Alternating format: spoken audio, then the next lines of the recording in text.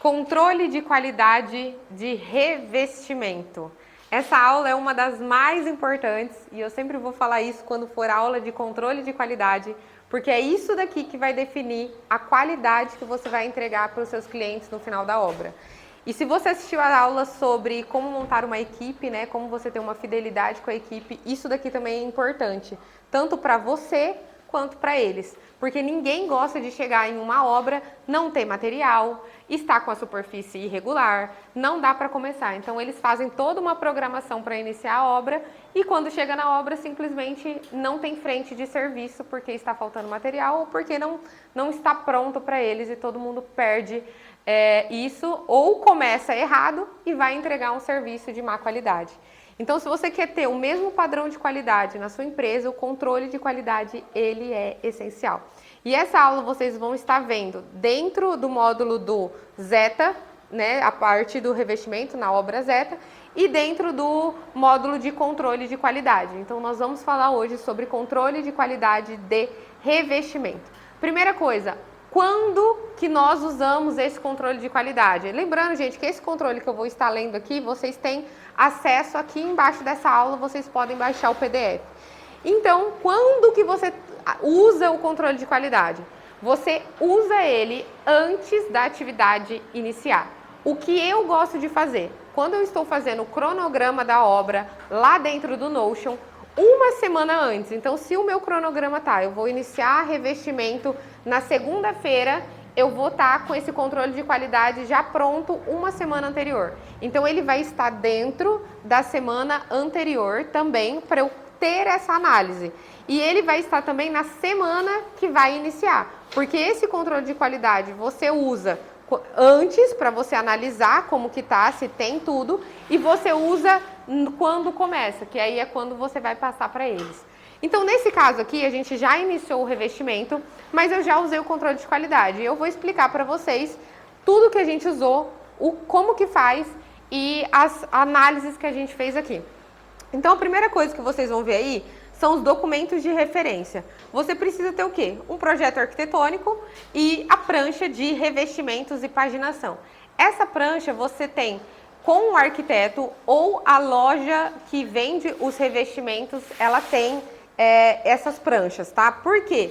Às vezes o arquiteto especifica um tipo de revestimento. Ah, eu especifiquei 1 por 1, a peça, 1 por 1. Aí o cliente vai na loja e compra 1,20 por 1,20. A paginação vai mudar. Então, pensa sobre isso, tá? Você busca isso, esse projeto, ele tem que estar na sua mão antes da atividade começar. Por isso que eu deixo uma semana antes, porque se você não tiver esse projeto, ainda tem um tempo da pessoa fazer, não é aquela coisa desesperada, tipo, preciso do projeto agora. Entende a importância que isso tem? Então, projeto arquitetônico, prancha de revestimentos e paginação. Se você tiver imagens 3D, gente, é muito importante a imagem 3D também. Aqui a gente sempre deixa os projetos colados na parede, então quando eles forem iniciar, eles conseguem visualizar o projeto, onde é. Claro que não fica a mesma coisa, mas por isso que eu gosto também de ter o tablet, que eu venho aqui e eu mostro. Então tá, documentos de referência que você precisa são esses. Materiais necessários para execução.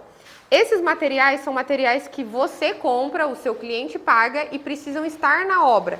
Então, quem fornece é você. Então, o revestimento, obviamente, então a gente tem aqui 3 tipos de revestimento. O tijolinho da parede, temos um porcelanato de 1 por 1 e temos outro porcelanato de 1,20 por 1,20 em ambientes diferentes, tá? Revestimento, cunha e espaçador. A cunha e o espaçador tá ali no quartinho, que eu já mostro para vocês, que é para você ter o espaçamento. Nesse tijolinho aqui, a gente está fazendo junta seca. Então, o que é a junta seca? Ele não tem espaçador, é um do lado do outro, é junta seca, tá? Argamassa C3 é o que você vai assentar eles. Então, aqui a gente tem, eles estão assentando. Então, por exemplo, argamassa C3. Por que eu coloco argamassa C3? Gente, a gente nem usa mais argamassa C2, argamassa C1, mas pode ser, eu coloco aqui argamassa C3. Rejunte também está na obra, porque eles vão terminar o revestimento e já vão rejuntar. Então, você não tem que ficar correndo atrás, confere se isso tá. Esponja para limpar o rejunte.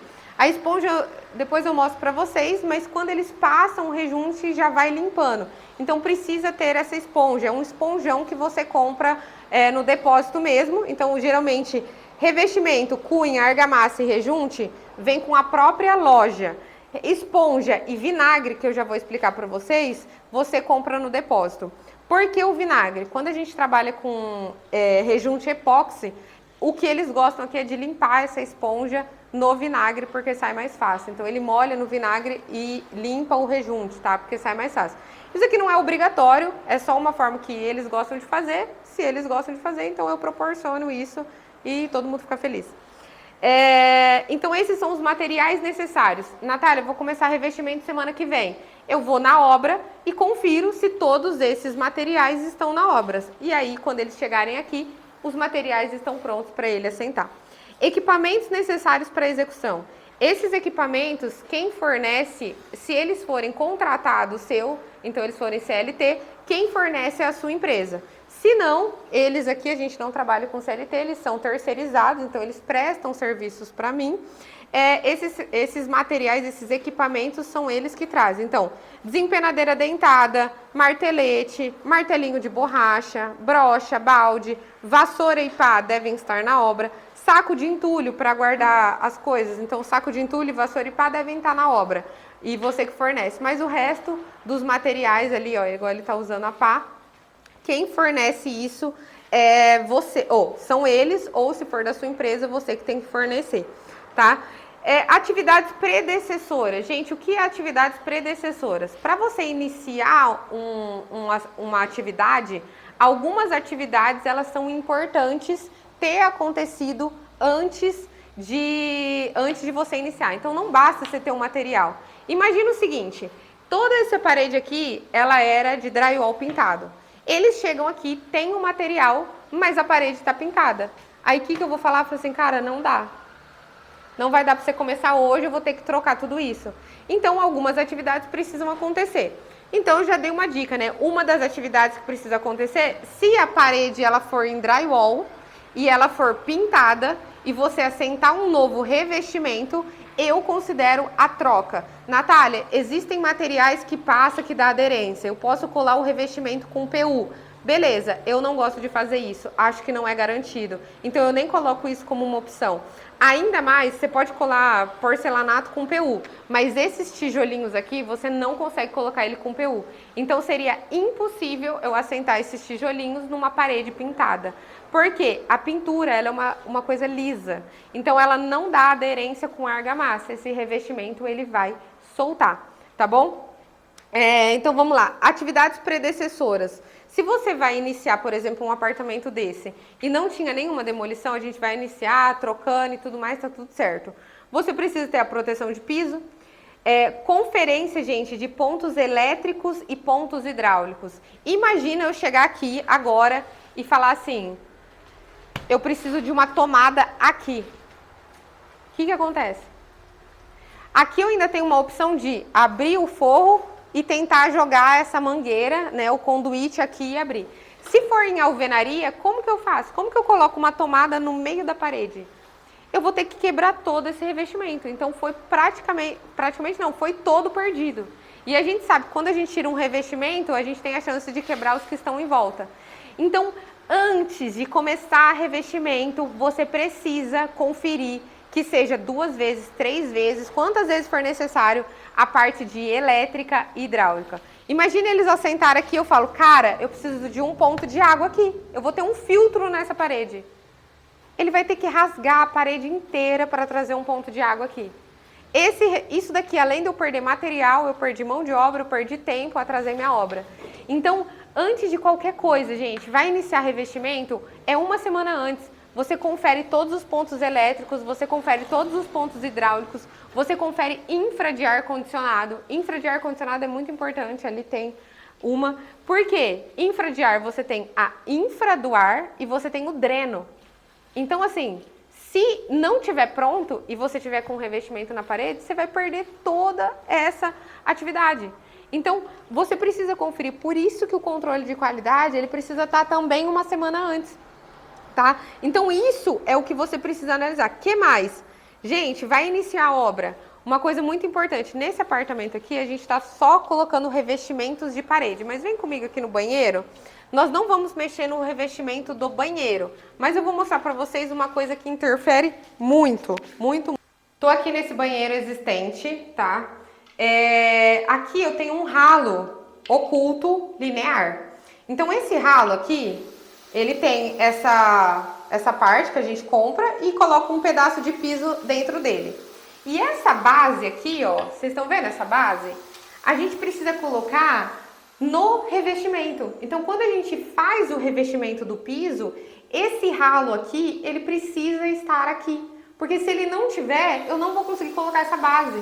Eu vou perder tudo. Então, eu já preciso que essa base aqui, ela esteja chumbada, tanto no contrapiso, tá? Se for no contrapiso já esteja pronto. E quando iniciar o revestimento, que ela já esteja pronta, tá? Então, você precisa que esse ralo... Aqui a gente tem um ralo linear oculto, tá? Aqui tem uma cavinha, ó.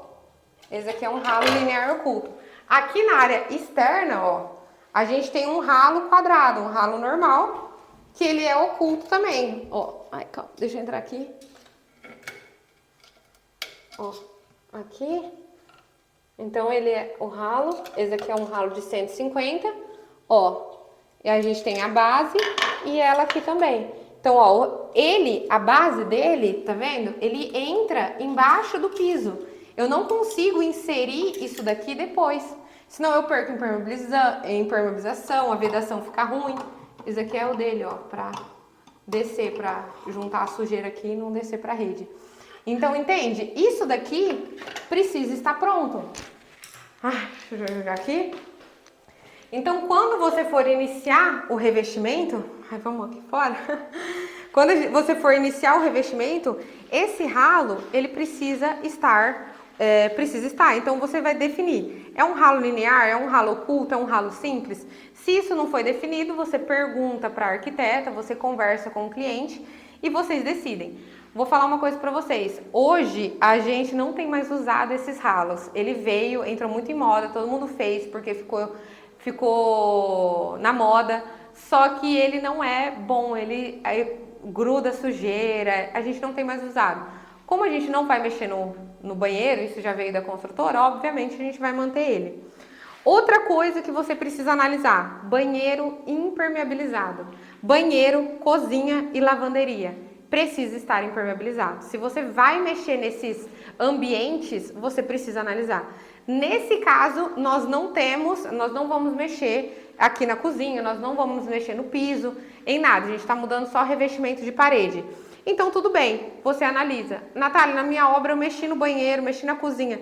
Então, você vai analisar, tá impermeabilizado? Ok, você vem e dá um check, tá? Não tá impermeabilizado? Você tem uma semana para decidir. Por isso que, uma semana, eu sempre vou frisar isso, uma semana antes para você analisar tudo isso. Porque se não tiver alguma coisa feita, você ainda tem uma semana para resolver. Outra coisa, se você está mexendo com reforma, construção do zero, você precisa analisar o quê? As paredes estão no prumo? Caimento para o ralo? Isso daí. Por quê, gente? Vem aqui mais uma vez. Vamos supor que essa parede aqui, ela não esteja no esquadro. Então, ela está reta. Se ela estiver assim, o que vai acontecer? Eu vou ver um facão no piso. Então, o meu piso ele vai começar com uma grossura e ele vai afinar e vai terminar numa outra grossura. Então, se eu estou mexendo com reboco, se eu estou mudando reboco, mudando parede, criando novas paredes, o que vai acontecer? Eu preciso conferir se essas paredes elas estão no prumo. Então, você vem com o prumo, confere, bate régua também. Vou colocar uma aula sobre isso, até bom a gente estar falando. Então, lá no último módulo você vai encontrar uma aula sobre prumo, como que confere, bater régua e tudo mais. E aí também você vai conferir se tem caimento para o ralo. Natália, eu não tenho caimento. Você consegue ter um caimento ali no revestimento, no próprio revestimento você consegue fazer um caimento. Mas o ideal é que você tenha esse caimento já no contrapiso. Se você não vai mexer no contrapiso, você faz o caimento no próprio revestimento, tá bom? E outra coisa muito importante que é o rodapé embutido.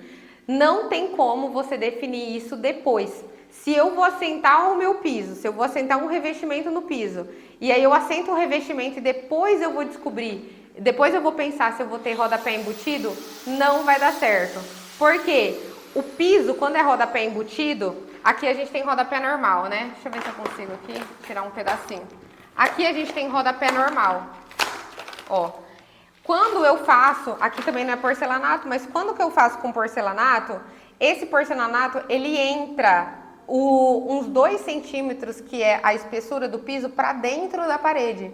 Quando eu não faço embutido, esse rodapé, ele morre aqui, ó. Ele morre aqui, o rodapé. E aí, quando eu faço embutido, ele entra na parede. Por isso que se você decidir fazer um rodapé embutido depois, você não vai conseguir, vai ficar um vão entre o seu piso e o rodapé. Então, o rodapé precisa ser definido antes.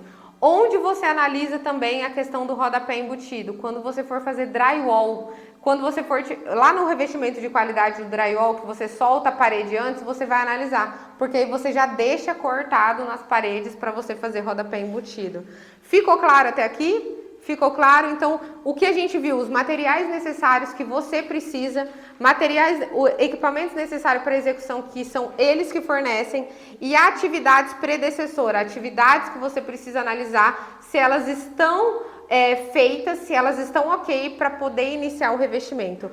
E agora nós vamos para o método executivo. Como que assenta isso? Esse método executivo, você vai falar diretamente com eles. Lembra que eu falei no começo da aula? Primeiro, você analisa sozinho para você ter essas ideias, então uma semana antes. E no dia que for começar o revestimento, você vem aqui e você fala com eles a questão do método executivo, tá? Vamos dividir em 2, que aí eu vou mostrar para vocês. Então, vamos dividir para a próxima aula.